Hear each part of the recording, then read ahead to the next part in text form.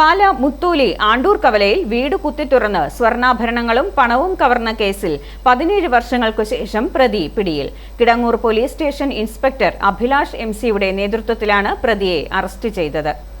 2009 പാല ആണ്ടൂർ കവലയിൽ വീട് കുത്തിത്തുറന്ന സ്വർണ്ണാഭരണങ്ങളും പണവും ഉൾപ്പെടെ മോഷ്ടിച്ച കേസിൽ 17 വർഷമായി ഒളിവിലായിരുന്ന പ്രതിയാണ് പിടിയിലായത്. പാലക്കാട് വടക്കാഞ്ചേരി കിഴക്കഞ്ചേരി സ്വദേശിയായ റോബിൻ ജോസഫ് എന്ന സന്തോഷാണ് കിടങ്ങൂർ പോലീസിന്റെ പിടിയിലായത്.